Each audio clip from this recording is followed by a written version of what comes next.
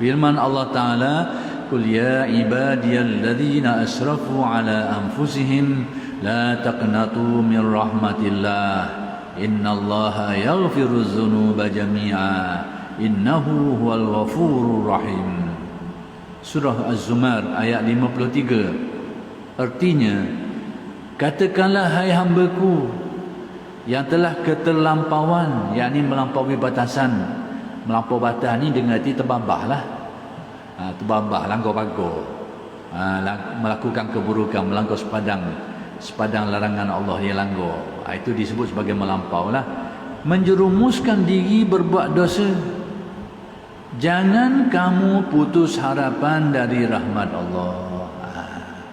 Yang ni sentiasalah berusaha nak baiki diri. Itu yang sepatutnya.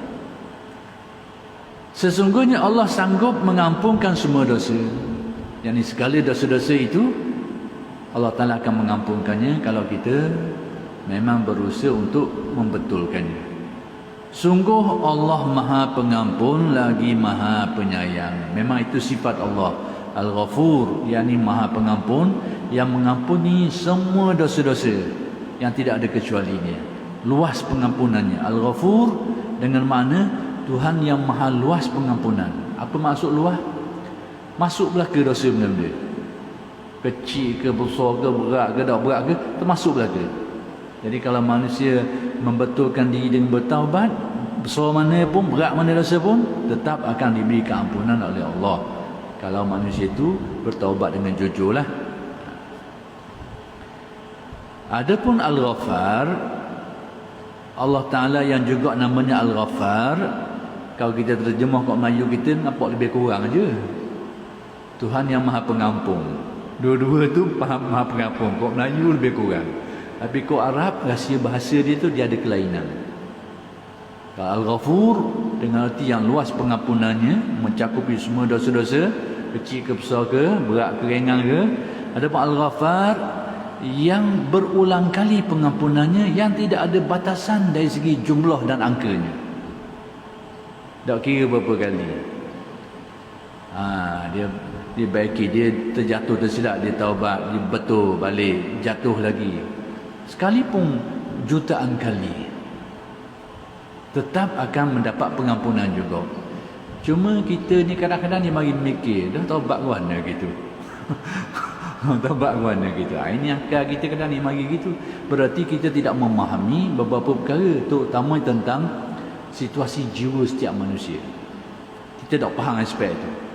Jadi kita semacam payah nak terima lah. Boleh ke jadi gitu? Hari taubat, esok buat semula. Taubat pula, lusa buat semula. Ya ke tak tu? Boleh berlaku ke macam tu? Jadi persoalan-persoalan seperti ini ni puncanya apa? Tidak memahami tentang diri manusia, terutamanya tentang darjat-darjat nafsu manusia. Kalau dipaham hierarki tingkatan darjat nafsu manusia, dia akan tahu benda ni. Sebab tingkatan nafsu manusia ni banyak tahap.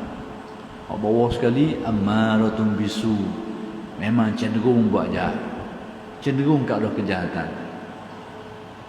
Cuma tidak berlaku kejahatan banyak sebab. Kerana dia belajar ilmu, ada ilmu, kemudian ataupun dia malu kat orang dan sebagainya. Tapi cenderung kepada kejahatan tu memang tinggi. Tertarik hati ke arah kejahatan tu memang tinggi. Itu amaratun bisu. Tapi kerana dia mengaji ni tak boleh buat, dia berlawang. Dia lawang-lawang. Tapi kecenderungan tetap cenderung amaratun bisu. Cuma dia cerdik sikit, ada ilmu. Ataupun kerana ada orang bantu dia, ada orang ni malu, malu kat orang. Jadi terhalang daripada melakukannya. Tapi keinginan tetap ada. Amaratun bisu. Tapi kalau dia baik sikit, tingkatan nafsunya, dia akan jadi lawamah.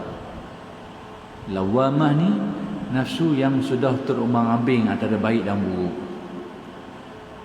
Dia nampak keburukan sebagai keburukan dan dia tidak suka. Tapi jiwanya belum betul-betul kuat untuk melepaskan diri daripadanya. Tidak cukup kuat untuk melepaskan diri. Dan dia nampak buruk tu buruk dan dia tak suka. Tapi tarikan kepada keburukan tu tetap ada. Dia kalau naik turun. Dan bila dia terjatuh dan melakukan kejahatan, dia akan cela diri dia. Apa aku jadi gini? Apa aku jahat sangat? Berarti tak suka benda tu. Tapi jiwanya belum cukup kuat untuk melepaskan diri daripada tarikan-tarikan keburukan nafsu dan godaan-godaan syaitan. Maka jadilah lawamah. Dan kalau dia baik lagi, dibersihkan lagi, dia akan jadi mulhamah. Ini banyak cenderung kepada kebaikan. Yang meningkat lagi menjadi mutmainah dan sebagainya. Jadi berlakunya orang turun naik itu buat sedar balik adalah perkara yang lumrah, terutamanya bila nafsu manusia ni naik kepada lawamah tadi itu. Dia ada keinginan nak jadi baik, ada kemahuan nak betul diri, tapi belum cukup kuat. Siapa tahu jatuh melakukan kejahatan, sedar. Kadang-kadang selang sehari, bukan selang sehari, dah bagi dah petang. Dah boleh ke gitu? Kalau cukup syaratnya, maka zonnya tinggi diterima oleh Allah. Itu masih lagi khilaf ulama. Ulama kata cukup syarat diterima. Cuma sebagian ulama masih mengkhilafkan, seperti yang disebut oleh Imam Ghazali dalam Minhajul Abidin. Dia kata, setengah ulama kata taklah jamin, tapi zonnya, harapannya sangat tinggi diterima oleh Allah. Tak apalah ke mana, pakai dikira jaminlah atas pendapat segolongan alim ulama.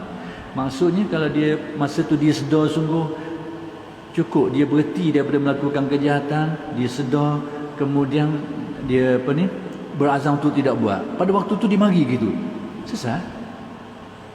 Sesat waktu tu. Sekarang dia mari turun naik angin dia tu. Musim dia tu. Sekarang dia mari balik pula, jatuh pula, cerita lain. Tapi pada waktu itu memang betul dia gitu. Dan boleh berlaku ke macam tu? Boleh. Boleh berlaku. Jadi Syekh ni nak beri kita pedoman. Sekiranya kita berada pada waktu itu, dalam keadaan seperti itu, apa yang patut kita buat? Ada orang kadang-kadang disebabkan benda itulah dia gagal. Kenapa gagal? Aku dah cakap dah. Hari ni betul ni sah boleh. Sekarang nyai kacal babah pula. Esok 3 hari gitu juga. Kena seminggu boleh tahan lagi, sebulan boleh tahan, 2 bulan dah cakap dah aku. Dah cakap main gini. Baru nak betul dekat patut jadi pula. Jadi kalau tak ada ilmu pedoman ini, dia akan rosak. Dia akan terbabat. Tapi kalau ada kefahaman ini, insya-Allah berada dalam keadaan itu pun insya-Allah dia akan selamat. Dia akan terpandu. Setengah orang mengambil sikap, malah dah aku nak gini. Sebab dia fikir aku nak jadi baik ada dah. Sebab time tak jadi juga. Sebab time dia mari pengaruh jiwa yang belum cukup kuat untuk menghala kepada kebaikan tu. Masih lagi kuat tarikan godaan-godaan nafsu, pedayang-pedayang syaitan tu masih menguasai diri dia. Tapi semangat untuk betul tu sudah tinggi, sudah ada. Itulah yang menjadikan dia terumbang-ambing tu, naik turun tu. Tapi kalau tak ada pedoman ni, akhir kali dia putus asa lah. Biar gini, malah aku tak akak saya. Biar duduk gini-gini lah. Maksudnya kalau terbuat kejahatan, biar kejahatan lah. Nak baiki dah banyak kali dah nak baiki. Senang semangat kerja dah 3 hari ni tawa pula, ni jatuh pula. Jadi Syekh ni pesan pertama sekali, jangan putus asa. Apa pun keadaan kita, jangan putus asa.